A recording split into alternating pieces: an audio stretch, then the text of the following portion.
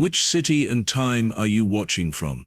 It was supposed to be a quiet day aboard the Coalition Academy orbital campus. My shift in the xenology lab had ended early, and I was just trying to kill time before evening drills. That's when I saw it. Her armor, it wasn't just lying there. It was displayed on a stand in the cadets' locker hall, shimmering faintly under the ambient lights. The metal was layered, dark with veins of bright silver, like lightning trapped in steel. A faint dust had settled over it, the kind of neglect that would have gotten any human soldier in trouble. I didn't think much about it. I'd cleaned my own kit 1,000 times, so I grabbed a cloth, a bottle of solvent from the maintenance rack, and got to work. 15 minutes later, the dull dust was gone, replaced by a mirror-like shine that reflected my own tired eyes. That's when I heard her voice. "Human," she said. No, not said. Her voice was low, almost vibrating through the air. I turned.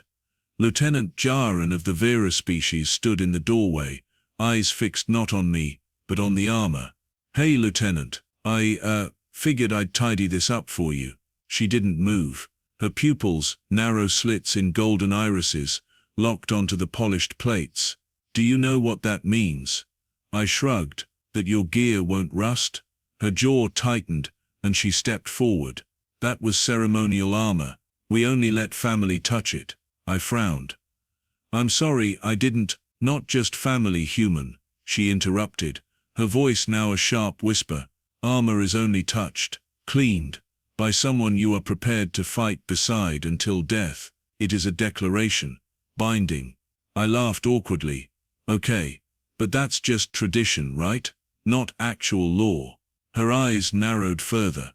"On Vyrr, it is blood law. You clean my armor, and now the entire Vyrr Guard will expect you to stand in my shadow during the coming trial." "What trial?"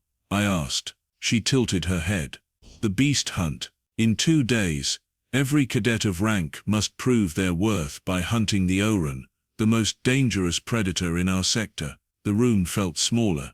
"You mean me, in the hunt, against an alien apex predator?" She didn't answer immediately. Instead she reached for the armor stand, pressing one clawed hand against the chest plate. "It is too late to take it back," she said.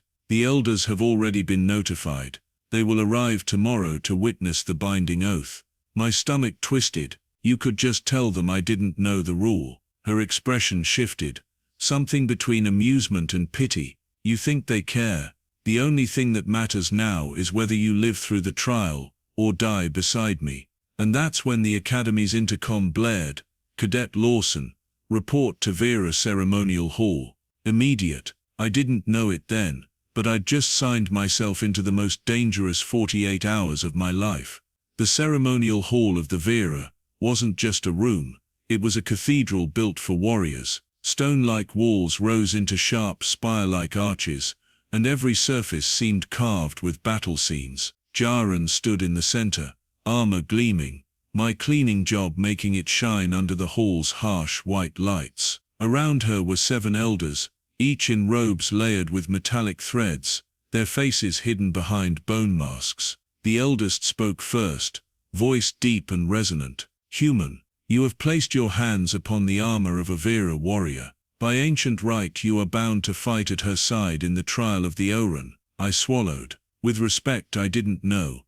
"Knowledge does not unmake an oath," another elder said sharply. "You will prepare." And just like that I was being fitted for lightweight composite plating, not nearly as protective as her heavy set.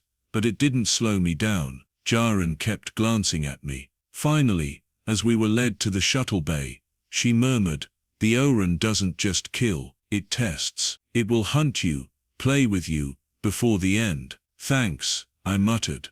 "That's very comforting." When the shuttle doors opened on the hunt world, heat hit me like a wall. The air smelled faintly metallic, and the horizon was a tangle of black, jagged forest. Somewhere in the distance, something roared, deep, primal, and far too intelligent. The elders took their positions on high observation platforms, while Jaran and I entered the forest. For 2 hours, nothing but the sound of our boots and the occasional rustle in the shadows. Then came the silence. Not just quiet, dead quiet. Jaren froze. It's here. I scanned the tree line.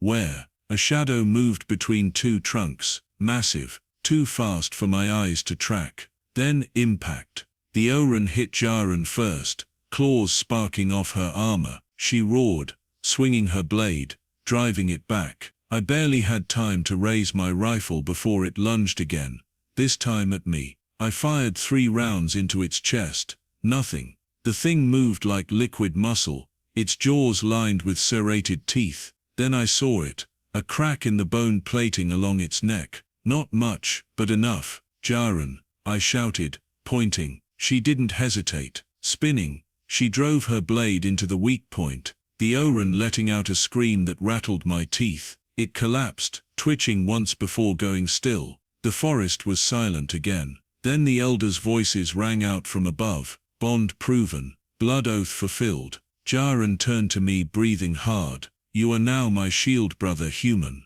For life. I tried to smile. Next time maybe just tell me before I clean something important. She laughed. A deep, rumbling sound. Next time, human. You might think twice before touching a warrior's armor. But deep down I knew that hunt wasn't the end of anything. It was the beginning.